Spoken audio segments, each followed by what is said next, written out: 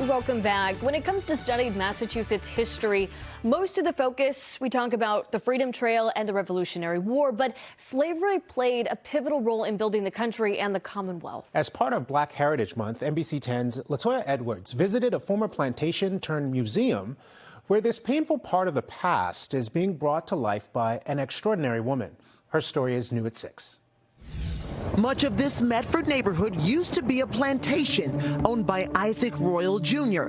His land was about the size of 50 Boston Commons. Now, 2 buildings remain. Inside, the Royalls enslaved at least 60 men, women, and children, more than anyone in Massachusetts. When you walk into the museum, I think this is the most important panel that we have because it lists all of the names of the enslaved people who we know about. And there are many more, according to Kiera Singleton, executive director of the Royall House and Slave Quarters. The slave quarters is really important because it is the only freestanding slave quarters that exists in the North. Singleton studies official records and archaeological evidence dug up on site to piece together stories of the past. Let's head outside. We walk across a small yard, just steps away from the main house where the Royals lived and entertained. There were at least 5 enslaved people who slept in this kitchen. This is where you work, this is where you're beaten, then sleep right here on the floor.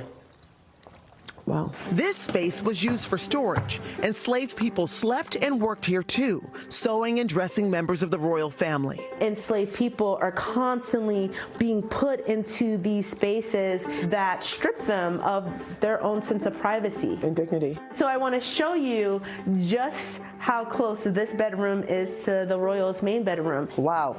Very different.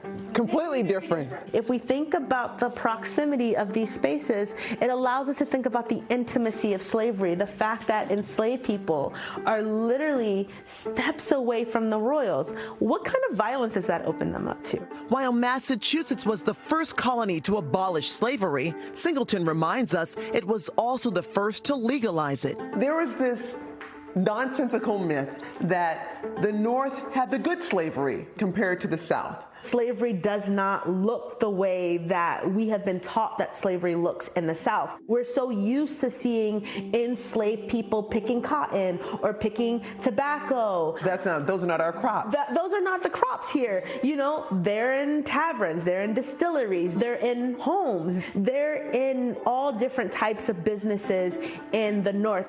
Singleton says most families had 1 to 2 enslaved people in their homes. How can I make this a site in which people can come and reckon not only with the past but also with today? How can we connect it to the issues, whether that's mass incarceration, whether that's gentrification, whether that's public health disparities? I mean, it's amazing, but it's also extremely hard to be in here. It's a hard history, but it's not just Black history. This is American history. This is a shared history, and I think it's important that when we talk about that, then we can acknowledge the truth of it all. Latoya Edwards, NBC 10 Boston.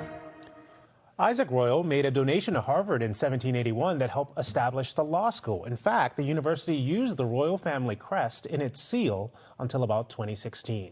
As the university reckons with its past, it has gifted $500,000 to the Royall House and Slave Quarters to work on research and educational programming.